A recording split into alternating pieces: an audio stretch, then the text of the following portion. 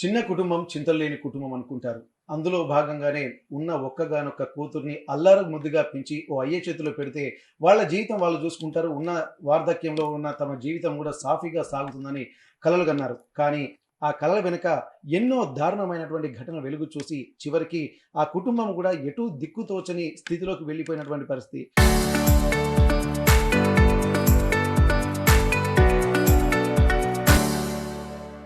ప్రస్తుతానికి గత కొద్ది రోజుల క్రితం ఆర్టీవీ ప్రసారం చేసినటువంటి ఆటిజంతో బాధపడుతున్నటువంటి ఇద్దరు పిల్లల తల్లి పడుతున్న వేదన ఏ విధంగా ఉందో అట్లాంటి సిమిలారిటీ ఉన్నటువంటి మరో కుటుంబం హనుమకొండలోనే ఉంది.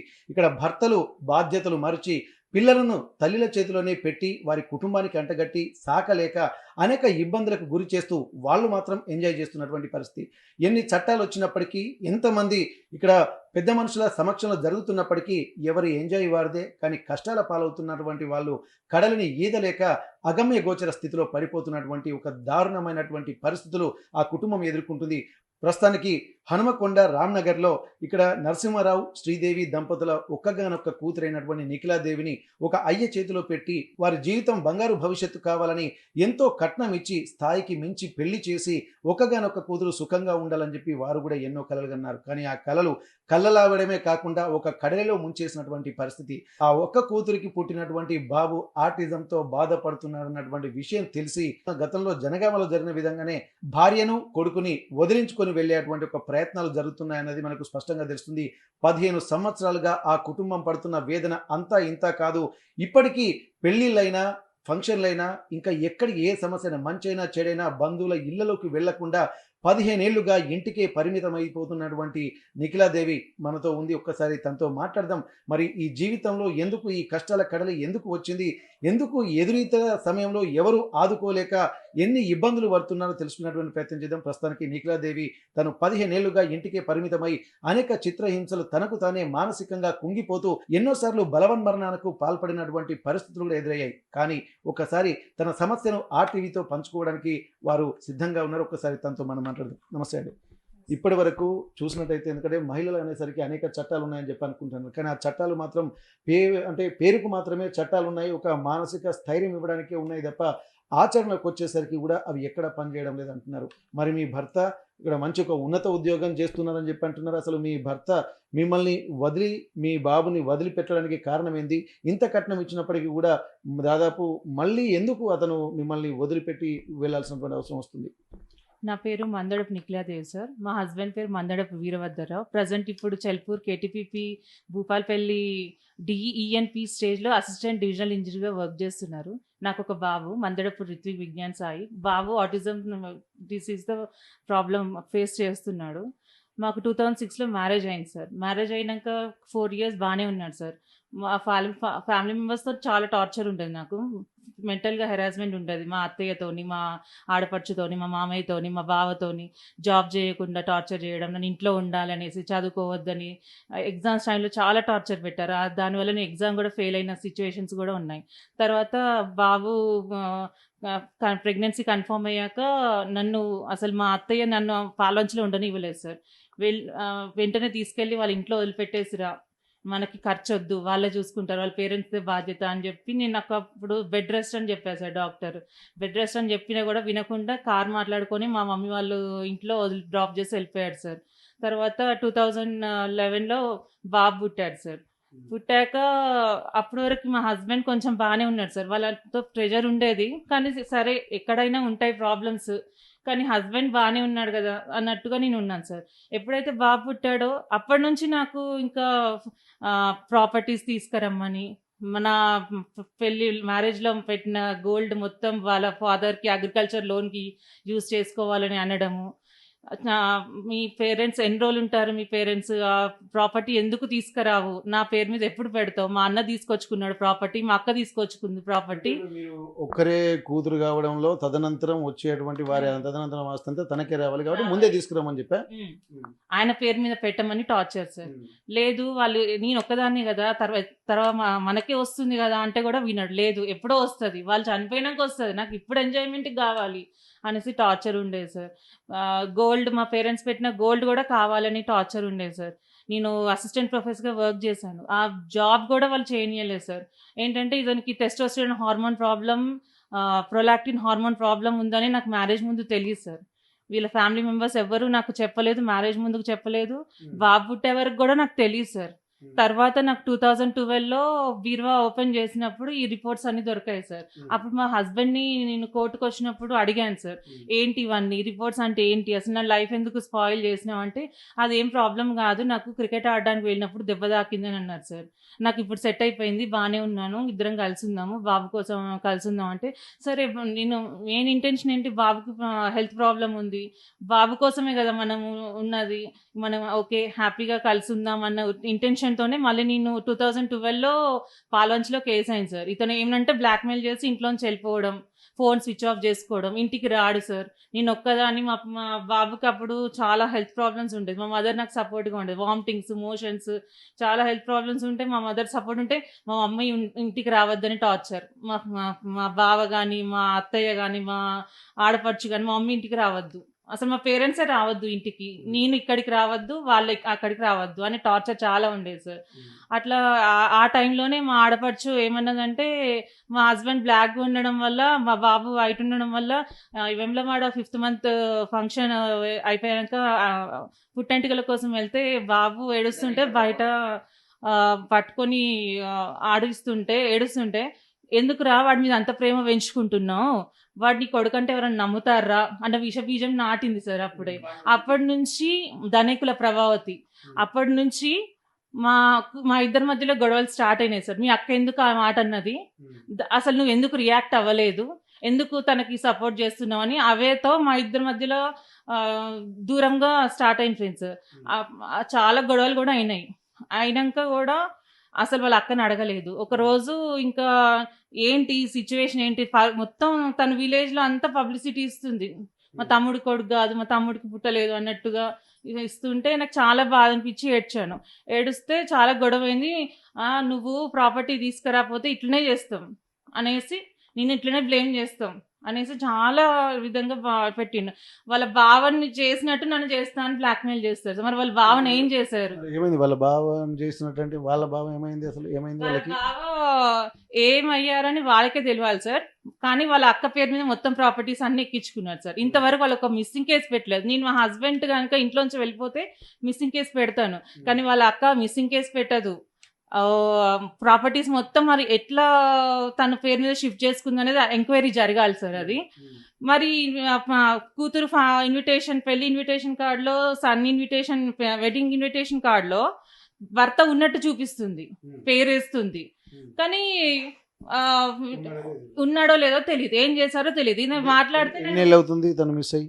15 years అవుతుంది సార్. 15 years నుండి 10 years. అంటే 10 years మరి 10 years నుండి కూడా మరి మిస్సింగ్ కేసు కానీ ఎక్కడ ఏం పెట్టలేదు సార్, మిస్సింగ్ కేసు పెట్టలేదు, ఏం పెట్టలేదు సార్.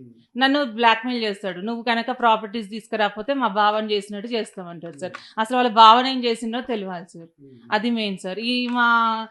నాకు ఇప్పుడు మెయిన్ ఇంటెన్షన్ ఏంటంటే, బాబుకి ఆటిజం హైపర్ యాక్టివ్తోని సఫర్ అవుతున్నాం, దాని ట్రీట్మెంట్ తీసుకున్నాక కూడా ఇప్పుడు మా ప్రజెంట్ సిచ్యువేషన్ ఏంటంటే, మొన్న జూన్లో బాబుకి ఫిట్స్ వచ్చింది సార్. మా ఇష్యూస్ అన్ని కోర్టులో జరుగుతున్నాయి సార్, DVC 498 ఇవన్నీ జరుగుతున్నాయి. సో అక్కడ మా వైఫ్ అండ్ హస్బెండ్ ఇష్యూస్ గురించి మేము అక్కడ సాల్వ్ చేసుకోగలుగుతాం సార్. నాకు న్యాయం జరుగుతుందనే నమ్మకం నాకు ఉంది. కానీ ఇప్పుడు నా ప్రాబ్లం ఏంటంటే, బాబుకి ఫిట్స్ వచ్చి డిస్క్ బల్జ్ అయింది సార్, స్పీచ్ పోయింది. చిన్నప్పుడు అతను ఉన్నప్పుడు కూడా స్పీచ్ ఇప్పించాను సార్, స్పీచ్ ఉండేది. ఇప్పుడు బాబుకి డిస్క్ బల్జ్ వల్ల స్పీచ్ పోయింది, బ్యాక్ పైనంతా ప్రాబ్లం వచ్చింది, వాకింగ్కి నడిచి లేసే సిచ్యువేషన్ నుంచి లేడు. ఇంకా మన పసిపిల్లల్ని కనుక లేపి కూర్చోబెట్టి ఆ సిచ్యువేషన్కి వెళ్ళిపోయాడు. ఒక టీ గ్లాస్ జ్యూస్ తాపియాలంటే కూడా ఒక 1 hour పట్టేది సార్. బాబుకి ఫిట్స్ వచ్చినప్పుడు మొత్తం ఇదంతా స్వెల్లింగ్ వచ్చింది సార్. ఆ టైంలో కూడా మా హస్బెండ్కి కాల్ చేశాను సార్, మొత్తం మా రిలేటివ్స్తో కాల్ చేయించాను, నేను కాల్ చేశాను, మెసేజ్ పెట్టాను, బాబు ఫొటోస్ పెట్టాను, ఇలా ఉంది సిచ్యువేషను, నువ్వు రా మా బాబుని కాపాడుకుందాం, కండిషన్ క్రిటికల్గా ఉందంటే కూడా రిప్లై లేదు సార్, రాలేదు సార్. నాకు చాలా బాధ అనిపించింది సార్. కన్న కొడుకు కూడా ఇంత సిచ్యువేషన్‌లో ఉన్నా కూడా రాలేదు. అదే అక్క పిల్లల్ని బయట స్టేట్స్, కంట్రీస్‌కి పంపించారు సార్. వాళ్ళని చదివియడము, వాళ్ళని యూఎస్‌కి పంపియడము. అన్న పిల్లల్ని చదివిస్తాడు. అన్న పిల్లల కోసం ఇప్పుడు మా అన్నకి ముగ్గురు పిల్లలు ఉన్నారు సార్. ఆ ముగ్గురు పిల్లల్ని ఒక అమ్మాయి దత్తత తీసుకోవాలని టార్చర్ సార్. ఏంటంటే మా అన్నకి ఫైనాన్షియల్‌గా లేదు. నేను సపోర్ట్ చేయాలి. అంటే నా బాబుతోనే నాకు సరిపోతుంది. నేను పాపని నేను తీసుకోలేను కదా సార్. ఎందుకంటే ఆటిజంతో బాధపడుతున్నాడు కాబట్టి తనకే సర్వ్ చేయలేని చేయలేని సిచ్యువేషన్స్. సిచ్యువేషన్. అట్లా చాలా టార్చర్ ఉండేది సార్.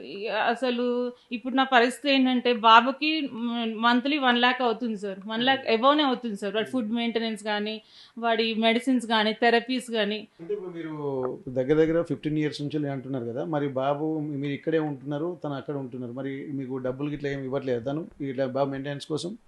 సార్ 2012లో పాల్వంచలో 498 కేసు అయింది సార్. అప్పుడు మెయింటెనెన్స్ కేసు వేసాము. 52 ఎన్సీ నెంబర్ 52 సార్. అప్పుడు 10,000 అంటే మెయింటెనెన్స్ ఇయ్యాల్సి వస్తుందని చెప్పి కాంప్రమైజ్ అయ్యాడు సార్. తర్వాత 2015 వరకు ఆ కేసు అనేది 2015 వరకు ఎండ్ అయింది సార్. అప్పుడు 4 ఇయర్స్ బాగానే ఉన్నాడు సార్. అంటే బాగానే ఉండడం అంటే నాకు ఆయన ఇంటెన్షన్ లోపల ఏముందో నాకు తెలియదు సార్. మాతో అయితే బాగానే అనిపించాడు. తర్వాత ఆయనకి హెల్త్ ప్రాబ్లం రిపీట్ అయింది సార్. మళ్ళీ టెస్టోస్టిరాన్ హార్మోన్ ప్రాబ్లం రిపీట్ అయిందని నైట్ ఏడవడము, నన్ను కొట్టడము, నేను సెక్షువల్గా ఇబ్బందిగా ఉందని చెప్పి నన్ను హెరాస్ చేయడం స్టార్ట్ చేశాడు సార్. అయితే నువ్వు ఎందుకు ఇంత బాధపడుతున్నాం, ఏం కాదు, మనకు ఒక బాబు ఉన్నాడు, బాబు కోసం మనం కలిసి ఉండాలి అని చెప్పి నేనే విఎస్ రెడ్డి హాస్పిటల్కి తీసుకెళ్ళి ట్రీట్మెంట్ ఇప్పించాను సార్. 9 months ట్రీట్మెంట్ ఇప్పించాను. అయినా కూడా అతని సాటిస్ఫాక్షన్ లేదు సార్. మరి వాళ్ళ పేరెంట్స్తో డిస్కస్ చేసుకున్నట్టున్నారు. అతని శాలరీ 4 lakhs సార్. ఆ శాలరీ 4 lakhs కోసం ప్రాపర్టీస్, అతని పేరు మీద ప్రాపర్టీస్ ఉన్నాయి సార్. నర్సంపేటలో ప్రాపర్టీ ఉంది, 5 గుంటాస్ ల్యాండ్ ఉంది, వికాస్ నగర్లో ఇల్లు ఉంది సార్. కానీ అది ప్రజెంట్ అంటే మేము ఉంటున్నాం సార్ అందులో. ఆ ప్రాపర్టీస్ మీద ఆశపడి ఫ్యామిలీ మెంబర్స్ అందరూ శాలరీ ప్రాపర్టీస్ మీద ఆశపడి తీసుకెళ్లారు సార్. తీసుకెళ్ళాక మేము మిస్ అయ్యాడు మన విఎస్ రెడ్డి హాస్పిటల్కి మేము ఫోన్ చేసి కనుక్కున్నాం సార్. ఏంటి ఇంతవరకు రాలేదు, అప్పట్లాగా మళ్ళీ ఏమైనా ఎస్కేప్ అయ్యాడా, ఫోన్ స్విచ్ ఆఫ్ అని వస్తుంది అని డౌట్ వచ్చి కాల్ చేస్తే వాళ్ళు ఏం చెప్పారంటే, మేడం ఇప్పుడే కేస్ షీట్ మనీ పే చేసి కేస్ షీట్ తీసుకొని వెళ్ళాడు మేడం అన్నారు. మళ్ళీ తర్వాత కాల్ చేస్తే, మేడం మళ్ళీ రావట్లేదు, పైకి రాలేదు మేడం, మరి ఎటు వెళ్ళాడో మాకు తెలియదు మేడం అన్నారు. మాకు ఇమీడియట్గా డౌట్ వచ్చింది. వచ్చేసి సుబేదారి పోలీస్ స్టేషన్లో కంప్లైంట్ ఇచ్చాం సార్. మిస్సింగ్ కేసు పెట్టాం. మిస్సింగ్ కేసు పెట్టాక కూడా మా మామయ్యకి, మా బావగారికి కాల్ చేపిస్తే ఏమన్నారంటే, మాకు తెలీదు, మాకు సంబంధం లేదు అనేసి అన్నారు సార్. అన్నాక 1 week మళ్ళీ మా మామయ్యనే స్టేషన్కి తీసుకొని వచ్చాడు సార్. తీసుకొని వచ్చాక అప్పుడు మిస్సింగ్ కేసు అయింది. సిఐ గారు ఉండి, ఇట్లా నువ్వు కరెక్ట్ కాదు, ఒక గెస్టెడ్ ఆఫీసర్వి, నువ్వు ఒక అసిస్టెంట్ డివిజనల్ ఇంజనీర్వి, నువ్వు ఇట్లా ఇంట్లోంచి వెళ్ళిపోవడం ఏంటి, ఆ అమ్మాయిని ఇంత ఇబ్బంది పెట్టడం ఏంటి, ఇవన్నీ వద్దు, మీరు ఎల్డర్స్లో కూర్చొని మాట్లాడుకోండి అని చెప్తే మేము ఎల్డర్స్లో కూర్చొని మాట్లాడుకుంటే అతను ఏమంటారు సార్, 100 మంది ముందు నాకు యాంగ్జైటీ, డిప్రెషన్ ఉంది, నేను సంసారం చేయలేకపోతున్నా, నాకు అంత ఇంట్రెస్ట్ లేదు, నాకు తను వద్దు అని చెప్పారు సార్. చెప్పినప్పుడు అని చెప్పారు సార్. చెప్తే అప్పుడు పెద్ద మనుషులందరూ ఏమనుకున్నారంటే, అసలు నేను సంసారం చెయ్యను, నాకు ఇష్టం లేదు అన్నప్పుడు మన అబ్బాయిని బలవంతం చేసి అమ్మాయితో కలపలేం కదా, అమ్మాయికి ప్రాణహాని ఉంది, అతను ఏం చేస్తాడో తెలియదు, చంపేసి సిచ్యువేషన్స్ కూడా చాలా మనం చూసాం కాబట్టి వద్దు, డైవర్స్ ఇచ్చేసి అమ్మాయికి చూపిద్దాము బతకడానికి అనేసి అన్నారు సార్. అంటే అప్పుడు వాళ్ళ తరపు పెద్ద మనుషులు ఏమన్నారు, 5,000 ఇస్తా అన్నారు సార్ నాకు బాబుకి. ఇతను ఒక గెస్టెడ్ ఆఫీసరు, శాలరీ 4 lakhs ఉంటుంది సార్ ఈయనకి. అప్పుడు 2.5, ఇప్పుడు 4 lakhs సార్. అంత అమౌంట్ పెట్టుకొని నా కొడుకు నాకు బతకడానికి 5,000 ఇస్తా అన్నారు సార్. మీరు కట్నం ఎంత ఇచ్చి పెళ్లి చేశారు ఆయనకి? కట్నం సార్ అప్పుడు 3 lakhs ఇచ్చారు సార్. మీరు అతను కట్నం ఎంత ఇచ్చారు అన్న ప్రాపర్టీస్ ఇట్లా? ప్రాపర్టీస్ అన్ని కలిపి ఒక 20 lakhs దాకా ఇచ్చాము సార్. 20 lakhs ప్రాపర్టీ ఇచ్చాము, క్యాష్ 3 lakhs ఇచ్చాము సార్. సో అట్లా ఆడపడుచుకి 1 lakh ఇచ్చాము సార్. ఇప్పుడు అవన్నీ డిస్కస్ అవుతున్నప్పుడు పెద్ద మనుషులు ఉండి, ఇదంతా జరగదు, 5,000 తీసుకొని నువ్వు నీ కొడుకుని ఎట్లా పెంచుతావు, నువ్వు కోర్టుకు వెళ్ళనేసి అంటే మేము కోర్టులో కేసు వేసుకున్నాం సార్. కేసు నడుస్తుంది. ఇప్పుడు నా మెయిన్ ఇంటెన్షన్ ఏంటంటే, బాబుకి ఇంత ఖర్చు ఉంది, నేనేమో హౌస్ వైఫ్ని సార్. మరి బాబుని ఎట్లా కాపాడుకోవాలి, బాబుకి ఇప్పుడు 15 years ఉంది, బాబుకి ట్రీట్మెంట్ కావాలి, బాబుకి ఇప్పుడు సెన్సరీ ఇష్యూస్ ఉన్నాయి. ఈ ఫిజియోథెరపీ కావాలి, సిబిటి కావాలి, సుజోక్ కావాలి అండ్ స్పీచ్ కావాలి. ఇవన్నీ థెరపీస్ ఉన్నాయి. చాలా ఖర్చుతో కూడిన పని సార్ ఇది. ట్రీట్మెంట్ హాస్పిటల్ మెడిసిన్స్ ఖర్చు ఉంది. ఇవన్నీ నా వల్ల కావట్లేదు సార్. మా పేరెంట్స్ ఎన్ని రోజులని పెట్టుకుంటారు సార్. వాళ్ళు ఓల్డ్ ఏజ్కి వచ్చారు. ఇన్ని ఇయర్స్ నుంచి ఇతను వదిలిపెట్టిపోతే మొత్తం వాళ్ళే చూసుకున్నారు సార్. ఎన్ని ఇయర్స్ అని చూసుకుంటారు? కన్న తండ్రిగా తనకి బాధ్యత ఉండాలి కదా సార్, చూసుకోవాల్సిన బాధ్యత ఉండాలి కదా. మరి ఎందుకు కన్న తండ్రిగా నువ్వు కన్న కొడుకుని పట్టించుకోవట్లేదు కానీ అన్న పిల్లల కోసం, అక్క పిల్లల కోసం, వీళ్ళ కోసం ఎందుకు బతుకుతున్నావు? అంటే ఇప్పుడు కారణం ఏందనుకోవచ్చు అంటే బాబుకు ఆటిజంతో సాకలేను, తను మెయింటైన్ చేయలేనా, లేకపోతే ఇబ్బందులు పడలేనా? మరి కారణం మీకు అనిపించినటువంటి కారణం ఏంది? ఎందుకంటే అన్న పిల్లల్ని, అక్క పిల్లల్ని అందరినీ బాగానే చూసుకుంటారు అనుకుంటారు. మరి మీ పిల్లల్ని ఎందుకు, మీ బాబుని కానీ మిమ్మల్ని ఎందుకు అంత అవాయిడ్ చేస్తుంది అనుకోవచ్చు? అంటే నేను డౌరీ తీసుకురాలేని కోపం సార్ అతనికి. అంటే ఇప్పుడు ఆయనకి ఎక్కువ శాలరీ ఉంది కాబట్టి మీరు ఇచ్చినటువంటి డౌరీ సరిపోదు అన్న దాని మీద ఇంకా కావాలంటున్నాడా? అవును సార్, అడిషనల్ డౌరీ కోసం టార్చర్ ఉంది సార్. ఇప్పుడు 2019లో ఇంట్లోంచి వెళ్ళిపోయాక వాళ్ళ మదర్ పేరు మీద 6 acres ల్యాండ్ ఉంది సార్. ఉన్నాక కూడా నర్సంపేట ఫ్లాట్ 2019లో మాతో గొడవ పెట్టుకొని ఇంట్లోంచి వెళ్ళిపోయి వాళ్ళ మదర్ పేరు మీద గిఫ్ట్ ఇట్ చేశాడు సార్. మరి బాబు పరిస్థితి ఇట్లుంది. మరి ఆ తల్లికి ప్రాబ్లం ఏముందని కన్న తల్లి పేరు మీద పెట్టారు సార్. ఇప్పుడు బాబుకే కావాలి కదా సార్, ఫైనాన్షియల్గా చాలా ప్రాబ్లమ్స్ ఉన్నాయి కదా సార్. మీకు రేపు బాబుకి ఇవ్వాల్సి వస్తుందని ఒక ప్రీ ప్లాన్డ్ గా చేశారు అనుకోవచ్చు. ఇదంతా ఫ్యామిలీ మెంబర్స్ కావాలని చేశారు సార్. బాబు కండిషన్ బాగాలేదని ఒక మధ్యవర్తిని మా బావగారు ఎస్ఆర్ కాలేజ్లో మందడ పూర్ణచంద్రరావు జోనల్ ఇన్ఛార్జ్ గుంటూరులో పంపిస్తే ఇట్లా బాబు కండిషన్ బాగాలేదు, మీరు ఎందుకు మీ మదర్ పేరు మీద ఫ్లాట్ రాయించుకున్నారని అంటే ఆ ఫ్లాట్ నాకే వస్తుంది అంటే మాకు మిడిల్లో ఇచ్చారు సార్. 5 గుంటాస్ ల్యాండ్, యాక్చువల్ 20, 15 మా బావగారిది, మాది 5, మాకు మిడిల్లో ఇచ్చారు. ఆయన ఏమంటాడంటే ఇదంతా నాకే కావాలి, నాకు 3 పిల్లలు ఉన్నారు, నేను ఆ ఫ్లాట్ కోసం నేను కాంప్రమైజ్ అవ్వను అన్నాడు సార్. ఎవరి హక్కు ఎవరి వాటా వాళ్ళకి రావాలి కదా. అవును సార్, కానీ అతను ఆ ఫ్లాట్ కోసం ఇంటెన్షన్ తోని మమ్మల్ని డివైడ్ చేసింది సార్. ఓకే, ఇప్పుడు మీరు ఇంత జరుగుతుందమ్మా. ఇప్పుడు మన తను ఏంటంటే బాబు ఇబ్బందులు, ఎందుకంటే ఒక ఆటిజంతో బాధపడుతున్నటువంటి పిల్లాడికి మెయింటెనెన్స్ అంటే సర్వీస్ చేయాలన్నా కానీ ఫస్ట్ డబ్బుల కంటే ఎక్కువగా తన కేర్ తీసుకోవడం అనేది చాలా సర్వీస్ అనేది చాలా ఇంపార్టెంట్. నేను మా ఫాదరు మా మదరు ముగ్గురం సర్వీస్ చేస్తున్నాం, సర్వెంట్స్ ఉన్నారు.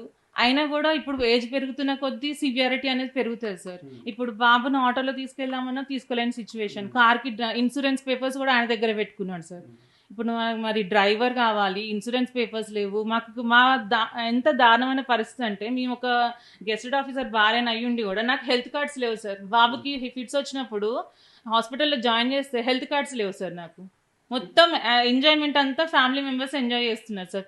పేరుకి పెళ్లి చేశారు, తను మొగోడు అనిపించుకోవడానికి ఒక మందులు వేసుకొని ఇంజెక్షన్స్ వేసుకొని పిల్లగాడికి జన్మనిచ్చాడు. పెళ్లి కాకముందు నుంచి తనకు సమస్య ఉందా, పెళ్లి అయిన తర్వాత? మరి మీకు ఈ సమస్య ఎప్పుడు తెలిసిందమ్మా? ఇది నాకు బిఎస్ రెడ్డి హాస్పిటల్ యాక్చువల్గా 2002లో రిపోర్ట్స్ దొరికాయి సార్. కాకపోతే క్రికెట్లో ఆడుతున్నప్పుడు బాల్ దెబ్బ తాకిందని చెప్పాడు సార్. మరి 2019 బిఎస్ రెడ్డి హాస్పిటల్కి వెళ్ళినప్పుడు కౌన్సిలింగ్ ఇచ్చినప్పుడు మొత్తం ఇట్లా నాకు పెళ్ళికి ముందు నుంచే ప్రాబ్లం ఉంది, నాకు యాంగ్జైటీ డిప్రెషన్ ఉంది, నేను సెక్స్ థెరపీస్ తీసుకుంటున్నా అనేసి డిఫరెంట్గా అన్నీ అప్పుడు షాక్ అయినా సార్. 2019లో తెలిసింది సార్ నాకు. నేను ఇంకా అసలు ఏం చేయలేని పరిస్థితి. సరే కాంప్రమైజ్ అయ్యాను సార్. కాంప్రమైజ్ బాబున్నాడు, బాబు కోసం అన్నా కలిసి ఉండాలి, బాబుని హెల్త్ సెట్ చేసుకోవాలనే విషయంతోనే ఉన్నాను సార్ నేను.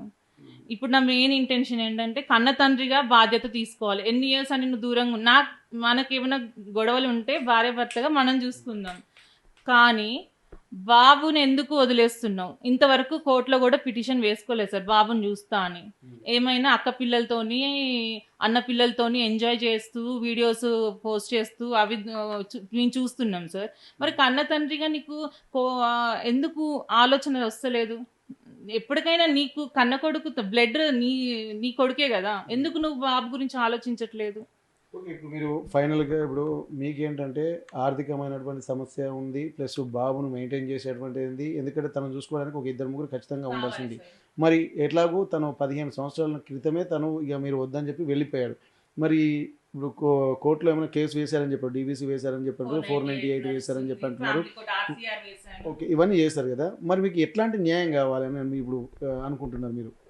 సార్ నేను అనుకునేది బాబు నువ్వు వచ్చి బాబుతో మాతో కలిసి ఉండి బాబుకి ట్రీట్మెంట్ ఇప్పించి బాబుని సెట్ చేసుకొని అందరం కలిసి ఉంటే నాకేం ప్రాబ్లం లేదు సార్. నేను ఆర్సీఆర్ కూడా అదే వేశాను సార్, కలిసి ఉండి. ఇన్ని రోజుల నుంచి రానివాడు 15 ఏళ్ళుగా దూరం ఉన్నటువంటి వాడు ఇప్పుడు వచ్చేటువంటి పరిస్థితి ఉంటుందా? అంటే మధ్యలో కోర్ట్ ఇష్యూస్ అయ్యి మళ్ళీ కలిసాం సార్. మళ్ళీ 2019 నుంచి డివైడ్గా ఉన్నాం సార్. అంటే 7 ఇయర్స్ నుండి. అవును సార్. మరి ఎట్లాంటి జస్టిస్ మీకు కావాలనుకుంటున్నాం? ఎందుకంటే తను ఒకవేళ సర్వీస్ చేయాలనుకున్నా, బాబు అన్న ఇంటెన్షన్ తనకున్నా కానీ ఇప్పటికే ఏదో రకంగా మీకు హెల్ప్ చేసేవాడు. ఇప్పుడు మీరు కోర్టు కేసు వెళ్తున్నారు, ఇప్పుడు మీరేమో 7 సంవత్సరాలుగా చాలా ఇబ్బందులు పడుతున్నారు, బాబు పెరుగుతున్నాడు, ఇంకా పెరుగుతుంటే కూడా తను ఎవరు ఆపలేని పరిస్థితి ఉంటుంది కదా. మరి అట్లాంటప్పుడు ఇప్పుడు ఎట్లాంటి న్యాయం మీరు కావాలనుకుంటున్నారు? అన్న తండ్రిగా బాధ్యత తీసుకొని కొడుకు హెల్త్ ప్రాబ్లమ్ని సెట్ చేసి వాడికి ఒక లైఫ్ ముందు, మనం ఎప్పుడు ఎన్ని రోజులు ఉంటామో తెలియదు, వాడి లైఫ్ వాడు లీడ్ చేసుకునే సిచ్యువేషన్ మనం తీసుకొస్తే చాలు అన్న ఇంటెన్షన్ నాకు ఉంది సార్. కాబట్టి తను వచ్చి మాతో కలిసి ఉండి బాబుకి ట్రీట్మెంట్ చేయించి బాబుని హెల్త్ సెట్ చేస్తే చాలు సార్. ఇప్పుడు వాళ్ళ మదర్కి నీ ఆపరేషన్ మొత్తం ఈయన ఖర్చు పెట్టుకొని చేయించాడు, వాళ్ళ తండ్రి ఆపరేషన్స్ చేయించాడు. తల్లిదండ్రులు అన్నప్పుడు ఖచ్చితంగా రెస్పాన్సిబిలిటీ పిల్లలే తీసుకుంటారు కాబట్టి దాన్ని నెగిటివ్ చూడాల్సిన అవసరం లేదు. చేయించినప్పుడు కన్న కొడుకు బాధ్యత కూడా తీసుకోవాలి కదా సార్, అదే నా బాధ. Okay okay. ఇప్పుడు ఇంకోటి అమ్మా, ఇప్పుడు మీరు చెప్తున్న కొద్దీ మాకు అర్థమవుతున్నది ఏంటంటే ఇప్పుడు తను పెళ్ళికి ముందే తను మోసం చేసి పెళ్లి చేసుకున్నారన్నది మీ మాటల్లో మాకు అర్థమవుతుంది. ఎందుకంటే తను పెళ్ళికి పనికిరానని తెలిసి కూడా మళ్ళీ పెళ్లి చేసుకొని తర్వాత మిమ్మల్ని ఇబ్బంది పెట్టడము, మరి ఇదంతా ఏంటంటే ఒక విధంగా ఈ సీక్వెన్స్ కింద ఒక స్ట్రాటజికల్గా మోసం చేయడం అవుతుంది. మరి మీ అత్త మామలు కూడా దీని మీద ఏం స్పందించట్లేదా? మరి ఎందుకు దాయాల్సి వచ్చింది? ఇప్పుడు మీ అత్త మామలు కూడా ఏమంటున్నారు అసలు? వాళ్ళకి ప్రాబ్లం తెలుసు సార్, తెలిసి మ్యారేజ్ చేశారు. కానీ వాళ్ళు ఇప్పుడు ఏంటంటే ఇక్కడ ఏదో ఆస్తి వస్తుంది అని చెప్పి మ్యారేజ్ చేసుకున్నారు, కానీ ఇక్కడ నుంచి ఏం రావట్లేదు. సో నా కొడుకు జీతం వీళ్ళెందుకు తినాలి అని చెప్పి తీసుకెళ్ళిపోయారు సార్. ప్రాపర్టీస్, అతని శాలరీ కోసం వాళ్ళందరూ తీసుకెళ్ళిపోయారు సార్. మమ్మల్ని అసలు కలవనియట్లేదు. కోర్టుకు వచ్చినా కూడా కంపల్సరీ ఫాదర్ ఉంటాడు సార్, అసలు మమ్మల్ని ఒక దగ్గర కలవనివ్వరు. మా మామయ్య గారు ఉంటారు సార్.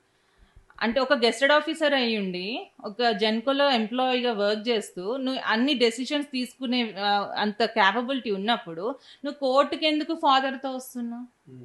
అది సార్ నా ఇంటెన్షన్. అంటే వాళ్ళ 498 కేసులో కూడా మా మామయ్య గారే వచ్చి అటెండ్ అవుతారు సార్ ప్రతి కేసుకి, తను రాడు సార్. మరి అంత ఇన్వాల్వ్మెంట్ ఏంటి సార్? అంటే ఈయన శాలరీ కోసం, ఈయన ప్రాపర్టీస్ కోసం తీసుకెళ్ళినట్టే కదా సార్. మా బావగారేమో ఆ ఫ్లాట్ కోసం, ఈయన శాలరీ మీద ఇప్పుడు ఆయనకి 1 lakh వస్తుంది సార్ ఇప్పుడు అక్కడ శాలరీ. మరి 3 పిల్లల్ని ఎట్లా చదివిస్తున్నాడు? వాళ్ళ హెల్త్ ప్రాబ్లమ్స్ ఎట్లా చూపిస్తున్నాడు? భార్యను ఎట్లా చూసుకుంటున్నాడు? ఇప్పుడు మేము డివైడ్ అయినాక కొన్ని కోట్ల ప్రాపర్టీస్ కొన్నాడు సార్. అవి ఎట్లా కొన్నాడు? అవి మాకు మరి ఈయన 4 lakhs శాలరీ ఉన్న అతను హౌసింగ్ లోన్ ఉంది, హౌస్ ఉన్న ఫ్లాటు తల్లి పేరు మీద రాసేసాడు. మరి ఇతను ఎట్లా కొంటున్నాడు? అంటే ఇదంతా ఏంటంటే మా హస్బెండ్ తీసుకెళ్ళి వీళ్ళ ఎకనామీ ఇంక్రీజ్ చేసుకోవడానికి తీసుకెళ్ళారు సార్. అంటే ఇప్పుడు మీ బావగారి పేరు మీద, మీ అత్తగారి పేరు మీద, మీ మామగారి పేరు మీద ఆస్తులనే తప్ప మీ హస్బెండ్ పేరు మీద ఆస్తులు ఏం లేవా? ఇప్పుడు ప్రజెంట్ వికాస్ నగర్ ఉంది సార్, అది హౌసింగ్ లోన్ లో ఉంది. అది లోన్ లో ఉంది కాబట్టి వెళ్తే పోతే పోనీ అన్నట్టే ఉంది. కార్ లోనే సార్, కార్ అనేది మామూలు ఇల్లు కార్ లోను ఉన్న ఫ్లాట్ వాళ్ళ మదర్ పేరు మీద రాసేసాడు సార్. ప్రీ ప్లాన్ గా బాబుకి ట్రీట్మెంట్ కి ఎక్స్పెన్స్, ఆటిజం అంటే ఎక్స్పెన్సివ్ ట్రీట్మెంట్ ఉంటుంది కదా సార్, కావాలని ఇంటెన్షన్ గా ఇంత ఖర్చు వస్తుంది అనేసి కావాలని తీసుకెళ్లారు సార్. అంటే ఒకవేళ రేపు ఏమన్నా జరిగినా కానీ ఇప్పుడు తండ్రి బాధ్యత వహించి ఇప్పుడు ఆస్తి కనుక వాళ్ళ వారసుడి మీద మీ బాబాయ్ వస్తాడు కాబట్టి ఈయన పేరు మీద రాయకుండా ముందే ప్రాపర్టీస్ అన్ని వాళ్ళ అన్న పేరు మీద, అలాగే వాళ్ళ అమ్మ పేరు మీద, వాళ్ళ నాన్న పేరు మీద ఉంచి ఈయన ఎంటీగా అట్లా ఉంటున్నాడు అన్నట్టు. ఉన్న ఒక ఇల్లులోను బినామీ పేరు మీద కొంటున్నారు సార్ మొత్తం ప్రాపర్టీస్ అంతా. ఇప్పుడు వాళ్ళ అన్న పేరు మీద కొంటున్నారు. మేము డివైడ్ అయినప్పటి నుంచి కొన్న ప్రాపర్టీస్ కూడా వాళ్ళ అన్న పేరు మీద కొంటున్నారు. మరి అవి ఏంటో మీడియాకి చూపించాలి కదా సార్, ఎట్లా కొంటున్నాడు, ఎక్కడి నుంచి ఇన్కమ్ వస్తుంది, ఎట్లా ఇవన్నీ. మరి అతను ఎందుకు కొనట్లేదు, వాళ్ళ ఫాదర్ ఎందుకు కొనట్లేదు, ఈయన ఎందుకు కొంటున్నాడు? ఓకే, ఇవన్నీ చూస్తుంటే మరి మీరు చెప్తున్న దాని ప్రకారం ఏముందంటే తను ఏమిందంటే ఇప్పుడు ఉన్నటువంటి సంవత్సరానికి పనికి లేదని చెప్పి తనకు తానే సెల్ఫ్ డిక్లరేషన్ ఇచ్చుకున్న తర్వాత బాబు ఏమో ఆటిజంతో బాధపడుతున్నాడు. ఇప్పుడు బాబు సమస్య ఒకటి, తను సెల్ఫ్ డిక్లరేషన్ ఇచ్చుకొని వివాహానికి అంటే సంవత్సరానికి పనికిరానని చెప్పి అనుకున్నాడు. ఇప్పుడు తను మరి వేరే వాళ్ళతోటి ఏమన్నా రిలేషన్స్లో ఉంటున్నాడు, అటువంటి మీకు ఏమన్నా గతంలో మీరు కలిసి ఉంటున్నప్పుడు ఎవరి మీదనైనా మీకు ఏమైనా అనుమానాలు కానీ ఇవన్నీ ఉండేనా? లేదు సార్. లేదు సార్. ఓకే. ఎందుకంటే ఇప్పుడు మరి కావాలని స్ట్రాటజికల్‌గా ఆస్తులు మీకు మీ బావ పేరు మీద రాకుండానే ఒక వ్యూహాత్మకంగానే తను ఎస్కేప్ అయ్యాడనుకోవచ్చా? అవును సార్. బాబు పేరు మీద రావద్దు అనేసి వాళ్ళు ప్లాన్ చేసి తీసుకెళ్ళిపోయారు సార్. ఎందుకంటే ఇప్పుడు మీరు ఇక్కడ విడిపోతే మీకు భరణం ఇవ్వాల్సి వస్తుంది అన్నటువంటి ఉద్దేశంతోటి నా ప్రాపర్టీ ఏమీ లేదు అని చెప్పుకోవడం కోసమే తను ప్రాపర్టీ బదలాయిస్తున్నాడు. ఇప్పుడు నా బాధ ఒకటే సార్, అతనికి హెల్త్ ప్రాబ్లం ఉంది, ఇంజెక్షన్లు వేసుకున్నావు, బాబుకి ఒక లైఫ్ ఇచ్చావు, మరి బాబుని ఎవరు చూసుకోవాలి? నన్ను జాబ్ చేయనీయకుండా మానిపించి ఇంట్లో కూర్చోబెట్టారు. మరి ఇప్పుడు బాబు పరిస్థితి ఏంటి? బాబు లైఫ్ ఎట్లా లీడ్ చేస్తాడు? ఇంకోటమ్మా, అసలు బాబు ఆటిజం బారిన పడడానికి, పిల్లల్లో ఇట్లాంటి ఆటిజం వ్యాధి లక్షణాలు రావడానికి పేరెంట్స్లోనే ఏదో ఒక లోపం ఉండాల్సినటువంటి పరిస్థితులు కనిపిస్తాయి. ఎందుకంటే మానసిక స్థితులు సరిగా లేనప్పుడే ఇటువంటి సివియారిటీ అనేది వస్తుందని చెప్పి అంటున్నారు. మరి మీ దగ్గర ఏం గమనించారు అసలు బాబుకు ఈ ఆటిజం రావడానికి కారణం ఏందనుకుంటున్నారు? అంటే మేము కన్సల్ట్ అయినప్పుడు డాక్టర్స్ ఏం చెప్పారంటే ఇతను వాడిన ఇంజెక్షన్స్ వల్ల కూడా ఆటిజం హైపర్ యాక్టివ్ వచ్చిందని చెప్పారు సార్. జెనెటిక్ ఒకటని చెప్పారు, ఈ మెడిసిన్స్ వల్ల పడిందని చెప్పారు సార్. మెయిన్ తను హైపర్ డోస్ వాడడం వల్లనే తను ఇట్లాంటి అంటే బాబుకి ఎఫెక్ట్ అంటే ఈ పడింది. పంచాయతీలో చెప్పారు సార్, నాకు పిల్లలు పుట్టనంటే డాక్టరు మెడిసిన్స్ ఇస్తా, కొంత టైం పడుతుంది అంటే, లేదు నాకు ఇమీడియట్గా తనకు చదువు అయిపోయింది, ఇప్పుడు ప్రెగ్నెన్సీ రాకపోతే నన్ను టెస్ట్ చేపిస్తే నాది బయటపడుతుంది, పరువు అవుతుంది, కాబట్టి ఇమీడియట్గా నాకు ఇంజెక్షన్స్ ఇస్తే బాబనే కాదు పాపో బాబు పుట్టాలి అన్న ఇంటెన్షన్తోనే ఇంజెక్షన్స్ తీసుకున్నా అని 100 మంది పెద్ద మనుషుల ముందు పంచాయతీలో ఒప్పుకున్నాడు సార్. మరి మీరు ఇప్పుడు డాక్టర్ దగ్గర వాళ్ళ కన్సల్టెన్సీ ఆ ఎవిడెన్స్ ఏమైనా ఉన్నాయమ్మా మీ దగ్గర? ఏమేంటి ఇప్పుడు మెడికల్ ట్రీట్మెంట్ తీసుకుంటున్నట్టు తను సెక్చువల్ ఉంది సార్, మొత్తం ఇవన్నీ రిపోర్ట్స్ ఉన్నాయి సార్, మొత్తం తనకి వాడే మెడిసిన్స్. ఇప్పుడు డాక్టర్ను కూడా మీరు ప్రత్యేకించి కలిసినప్పుడు ఈయన గురించి తను ఏమన్నా డాక్టర్ ఏమన్నా చెప్పారా? అసలు ఈయన మానసిక స్థితి కానీ, ఇప్పుడు ఈ సంసారానికి పనికిరానటువంటి విషయం కానీ, అంటే ఒక అంటే నేను ఆ డాక్టర్స్ ని కన్సల్ట్ అవ్వలేదు, కానీ ఇక్కడ విఎస్ రెడ్డి సార్ ని కన్సల్ట్ అయినప్పుడు ఇట్లా సార్ ఎస్కేప్ అయ్యి వెళ్ళిపోయాడు మీ హాస్పిటల్ నుంచి కేస్ షీట్ పట్టుకొని అంటే సార్ అన్నారు, ఆయన మెంటాలిటీ అట్లనే ఉంటుంది, తను ఎప్పుడు ఏ సిచ్యువేషన్లో ఉంటాడో అర్థం కాదు, మెంటాలిటీ ఉంటుంది అని చెప్పారు సార్. కరెక్ట్ మైండ్ స్టెబిలిటీ ఉండదు అని చెప్పారు సార్. ఇప్పుడు మీరు గమనిస్తున్నటువంటి వాళ్ళు చెప్పారు, డాక్టర్లు చెప్పారు, కానీ ఇప్పుడు కొద్ది సంవత్సరాలు మీరు రిలేషన్లో అంటే తను పెళ్లి చేసుకున్న తర్వాత ఒక 7 సంవత్సరాలు కలిసి ఉన్నారు, మధ్య కొంత గ్యాప్ వచ్చినప్పటికీ మరి 7 సంవత్సరాల కాలంలో మీరు గమనించినటువంటి ఆయన మానసిక స్థితి ఎట్లా ఉండేది? అప్పుడా సార్ మేము కలిసి ఉన్నప్పుడు అంటే 4 years అప్పుడు బాగానే ఉన్నాడు సార్. అంటే తనకి హెల్త్ ఇష్యూ ఉందని తనకు తెలుసు కాబట్టి నన్ను బాగానే చూసుకున్నట్టు నటించాడేమో అని ఈ సిచ్యువేషన్స్ అన్ని చూస్తుంటే నాకు అనిపిస్తుంది సార్. తర్వాత ఎప్పుడైతే ప్రెగ్నెన్సీ కన్ఫర్మ్ అయిందో అప్పుడు ఇంకా ఇష్యూస్, ప్రాపర్టీస్ కోసం డిమాండ్ చేయడము, మా పేరెంట్స్ని ఇంట్లోంచి వెళ్ళగొట్టడం, మా మామయ్య గారు వచ్చి మా మదర్ని ఇంట్లోంచి మెడబెట్టి గంటేయడం, ఇట్లాంటి చాలా జరిగినాయి సార్. అంటే ఏంటంటే తనకి పిల్లలు పుడతారో లేదో అని ఒక డౌట్ ఉండే సార్ ఫస్ట్ లో. ఎప్పుడైతే నాకు ప్రెగ్నెన్సీ కన్ఫర్మ్ అయిందో 5th month నుంచి ఇక ప్రాబ్లమ్స్ స్టార్ట్ అయినాయి సార్. వాళ్ళ ఫ్రెండ్స్ని తీసుకురావడం ఇక్కడికి, వాళ్ళకి మర్యాద చేయలేదని మా మమ్మీ మీద చెయ్యెత్తడం, శ్రీనిధి, శ్రీకాంత్, వేణుగోపాల్, శైలజ వీళ్ళందరినీ తీసుకురావడం. నేను చెప్పాను నాకు అప్పుడు చాలా హెల్త్ ప్రాబ్లమ్స్ ఉన్నాయి సార్, వామిటింగ్స్ ఉన్నాయి నాకు, మరి మమ్మీకి బ్యాక్ పెయిన్ ఉంది సార్, మరి వీళ్ళని తీసుకొస్తే మర్యాద చేయడం ఇబ్బంది అవుతుంది అంటే, లేదు కంపల్సరీ చేయాల్సిందే అంటే సరే ఇంటికి తీసుకోవాలి. ఇప్పుడు అత్త వస్తే మీ వాళ్ళ కుటుంబ సభ్యులు ఫ్రెండ్స్ కూడా తీసుకొని సర్వీస్ చేయడం కరెక్ట్ కాదు కదా? అదే సార్, ఇక ఫ్రెండ్స్ అంటే అంత ఇష్టం సార్ వాళ్ళంటే, వాళ్ళని తీసుకొచ్చి మర్యాద చేయమంటే సరే అని వాళ్ళు మా మమ్మీకి బ్యాక్ పెయిన్ ఉన్నా కూడా మర్యాద చేశారు. ఏంటంటే మా హస్బెండ్ తరపు ఫ్రెండ్స్ కాబట్టి మర్యాద చేశారు సార్.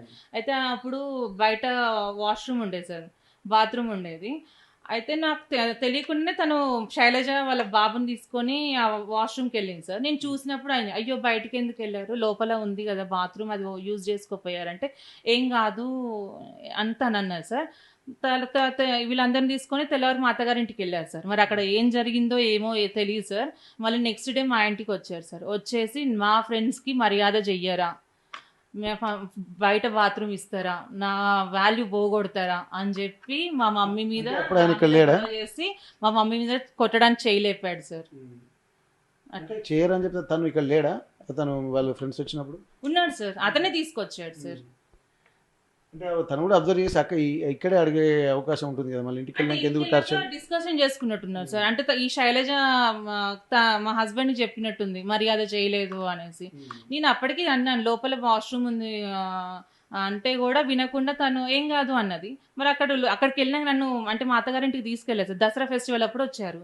అక్కడికి వెళ్ళినాక ఏం డిస్కషన్ జరిగిందో నాకు తెలియదు సార్. తెల్లవారు వచ్చాక మాత్రం చాలా గొడవ అయింది సార్. మా మమ్మీని కొట్టడానికి చేయలేపాడు నన్ను. అప్పుడు నేను 5th మంత్ ప్రెగ్నెన్సీ. ఈ గొడవల్లో నాకు స్ట్రెస్ ఎక్కువై బీపీ పెరిగిపోయింది. అంటే ఇప్పుడు ప్రెగ్నెన్సీ ఉన్నప్పుడే తను అంటే ఇబ్బందులు అంటే కొన్ని మీ మానసిక స్థితులు కూడా ఈ బాబు ఆటిజం కూడా కొంత కారణం కావచ్చు కదా. అవును సార్, అది కూడా చెప్పారు సార్. ఈ టెన్షన్స్ వల్ల అడిగారు సార్. అంటే ఎప్పుడు వెళ్ళినా ఏ డాక్టర్ దగ్గరికి వెళ్ళినా ప్రెగ్నెన్సీ టైంలో ఏమైనా గొడవలు అయినాయా, స్ట్రెస్గా ఫీల్ అయ్యావా అంటే అవును సార్ ఇట్లా అయింది అంటే అది కూడా ఒక రీజన్ అని చెప్పారు సార్. అంటే ఈ ఫ్రెండ్స్ వల్ల ఈ మా హస్బెండ్ వల్లనే బాబు ఇది కూడా ఒక రీజన్ సార్. అంటే ఇదొకటి జెనెటిక్ అండ్ ఈ స్ట్రెస్ నాకు అప్పటి నుంచి గొడవలు స్టార్ట్ అయినాయి సార్. ఇక అప్పటి నుంచి కంటిన్యూస్ అవుతుంది సార్. నాకు మ్యారేజ్ అయ్యి 20 years అవుతుంది సార్. 20 yearsలో నేను కలిసి ఉన్నది తక్కువ. తిరిగింది పోలీస్ స్టేషన్ చుట్టూ, కోర్టు చుట్టూ, పెద్ద మనుషుల చుట్టూ తిరగడమే అయిపోయింది సార్. హాస్పిటల్స్ చుట్టూ ఇవే సార్. నా లైఫ్ మొత్తం ఇదే సార్. నాకు ఏ హ్యాపీనెస్ లేదు సార్ అసలు. ఓకే, ఇప్పుడు ఇంత జరుగుతున్నప్పుడు పోలీసు వాళ్ళ దగ్గర నుంచి కూడా కొంత సపోర్ట్ అనేది రావాలి, లేకపోతే కోర్టు నుంచి కానీ కొంత సపోర్ట్ రావాలి. మీరు అనుకున్నంత మరి సపోర్టు వచ్చింది అనుకుంటున్నారా, లేకపోతే ఇప్పుడు మీరు పెరిగినటువంటి ఎక్స్పెండిచర్ తోటి బాబుకు ఇంకా ఏమన్నా మీరు ఎక్స్పెక్ట్ చేస్తున్నారా? సార్ మాకు మెయింటెనెన్స్ 33,000 వస్తుంది సార్. డీవీసీ దాంట్లో ఇంటీరియర్ మెయింటెనెన్స్ 33,000 వస్తుంది. కానీ అది ఓన్లీ ఫుడ్, క్లాతింగ్ వరకు, షెల్టర్ వరకే ఉంది సార్. మెడిసిన్కి లేదు సార్. సో ఇప్పుడు నాకు బాబుకి ఎమర్జెన్సీగా ప్రతి మంత్ 1 lakh అంటే మా ఫాదర్ కూడా పెట్టుకోలేరు కదా సార్. అందుకే నేను మీడియాని ఆశ్రయించి నాకు కాదు సార్, నాకు కొడుకు న్యాయం జరగాలని నేను కోరుతున్నాను సార్. ఓకే, మరి ఇప్పుడు భర్త దూరంగా ఉన్నాడు, ఇప్పుడు ఇంటి దగ్గర ఇంత పరిస్థితి, ప్రస్తుతం మీ సిచ్యువేషన్ ఎట్లా ఉందనుకుంటున్నారు, మీ మానసిక స్థితి కానీ? ఇక నా మానసిక స్థితి చెప్పలేని పరిస్థితి ఉంది సార్. అటు బాబుని చూసుకుంటూ ఇటు హస్బెండ్తోని టార్చర్, వాళ్ళ ఫ్యామిలీ మెంబర్స్తో టార్చర్, సొసైటీతోని మాటలు పడుతూ చాలా నరకం అంటే నరకం చేస్తున్నా. ఇప్పుడు ఎంతైనా ఇప్పుడు కూతురు ఇంటికాడ అబ్బాయితో ఉంటుందంటే తల్లిదండ్రులకు కూడా చాలా ఇబ్బందికరం ఉంటుంది. మరి వాళ్ళ సపోర్ట్ ఎట్లా ఉంది మీకు? మా పేరెంట్స్ సపోర్ట్తోనే ఇంత మేము లీడ్ చేస్తున్నాం సార్. మా పేరెంట్స్ సపోర్ట్ లేకపోతే నేను ఎప్పుడో వీళ్ళ టార్చర్కి నేను 3 times సూసైడ్ కూడా చేసుకున్నాను సార్. ఫిట్స్ కూడా వచ్చింది సార్. వీళ్ళ ప్రెజర్, మెంటల్ స్ట్రెస్ చాలా. నాకు నేను పెళ్ళికి ముందు చాలా హ్యాపీగా ఉన్నాను సార్. ఎప్పుడైతే పెళ్ళయిందో నాకు కష్టాలు స్టార్ట్ అయిపోయినాయి సార్. ఇప్పటికి కూడా ఎండ్ అవ్వలేదు. మరి దానికి పరిష్కారం ఎప్పుడు దొరుకుతుంది అన్నటువంటి నమ్మకం అయితే మీకు ఏమైనా కలుగుతుందా? మరి మీ భర్త ఏమైనా మీకు సపోర్ట్ చేసేటువంటి అవకాశం ఉందా? మరి ఫ్యామిలీ నుంచి కానీ మరి ఏ ఒక్కరు కూడా ఒక ఆడపిల్ల జీవితం ఆగమైందని రావాలి అనుకున్న వీళ్ళు రానివ్వరు సార్. ఏంటంటే ఆయన శాలరీ మీద, ప్రాపర్టీస్ మీద ఆశ ఉంది కాబట్టి వాళ్ళు రానివ్వరు సార్. వాళ్ళు కలవనివ్వరు. దీని వెనుక ప్రత్యక్షంగా పరోక్షంగా మీ బంధువులు, మీ కుటుంబ సభ్యులు కూడా వారి అత్తయ్య మందడపు సంపూర్ణం, మా మామయ్య మందడపు అప్పారావు, మా బావగారు మందడపు పూర్ణచంద్రరావు, మా ఆడపడుచు ధనికల ప్రభావతి, వీళ్ళ హస్తంతోనే ఇతనికి లేనిపోని అన్ని ఎక్కించి మా మీద నెగిటివ్గా ఎక్కించి వాళ్ళ హ్యాపీనెస్ కోసం మమ్మల్ని దూరం చేస్తున్నాయి. ఇప్పుడు నేను నా కొడుకే మా పేరెంట్స్ సఫర్ అవుతున్నాం. వాళ్ళందరూ హ్యాపీగా ఎంజాయ్ చేస్తున్నారు, అన్నీ హ్యాపీగా మొత్తం వెడ్డింగ్ సెరమనీ చేసుకుంటున్నారు, మ్యారేజెస్ చేస్తున్నారు. కోడలికి మ్యారేజ్ చేసిండు, అల్లుడికి రీసెంట్గా మ్యారేజ్, అన్నీ హ్యాపీగా ఎంజాయ్ చేస్తున్నాడు. మేము మాత్రం నా కొడుకుని చూసుకుంటూ మేము ముగ్గురం సఫర్ అవుతున్నాం సార్. ఏ ఒక్కసారి కూడా మళ్ళీ తన కొడుకు గురించి కానీ మీ గురించి కానీ మరి ఉందాము కలిసి ఉందాం అన్నటువంటి ప్రపోజల్ కానీ బంధువుల నుండి కానీ ఏమైనా ఫోన్ కాల్స్ కానీ ఏం రాలేదా? లేదు సార్, లేదు, అస్సలు లేదు. ఏమంటే కోర్టులో చూసుకుందాం, ఎన్ని ఇయర్స్ అయినా కోర్టులో చూసుకుంటా అంటాడు సార్. వాళ్ళు మళ్ళీ కలిసేటువంటి ఆలోచన కూడా వాళ్ళకి లేదా? లేదు సార్. ఓకే, ఇప్పుడు ఏం చేద్దామన్నది వాళ్ళ ఉద్దేశం? అంటే మాకు మేమే ఇక వద్దు వెళ్ళిపోవాలన్న ఇంటెన్షనే ఉంది సార్ వాళ్ళకి. మరి నా పరిస్థితి అట్లా లేదు కదా సార్. నా కొడుకు హెల్త్ ప్రాబ్లమ్స్ ఉన్నాయి కాబట్టి నేను వాటి గురించి ఆలోచిస్తున్నా సార్. నేను వదిలేసే పరిస్థితి లేదు. వాడికి ట్రీట్మెంట్ కావాలి. ఆటిజంకి చాలా ఎక్స్పెన్సివ్ ట్రీట్మెంట్ ఉంటుంది. మరి నేను చేయలేని పరిస్థితి సార్. ఎంత ఎక్స్పెండిచర్ వస్తుందమ్మా? సో 1 lakh అబౌవ్ వస్తుంది సార్. థెరపీస్, హాస్పిటల్ మెడిసిన్స్ ఖర్చు కానీ, ఫుడ్ వాడికి స్పెషల్ ఫుడ్ సార్. వాళ్ళు ఆటిజం అంటే కంప్లీట్ డైట్ ఉంటుంది సార్ వాళ్ళది. ప్రోటీన్ ఫుడ్ ఉంటుంది, డ్రై ఫ్రూట్స్, మిలెట్స్, ఆయిల్స్ కూడా వాళ్ళకి బయట ఆయిల్స్ వాడదు సార్, గానుగ ఆయిలే వాడాలి. అట్లాంటి చాలా ఎక్స్పెన్సివ్తో కూడిన ఫుడ్ ఉంటుంది సార్. మెడిసిన్ కూడా ఎక్స్పెన్సివ్ ఉంటుంది, థెరపీస్ ఎక్స్పెన్సివ్ ఉంటుంది. ఇప్పుడు 15 ఏళ్ళు బాబు ఉన్నాడని చెప్పంటున్నామా, బాబు కండిషన్ ఏంది ఇప్పుడు?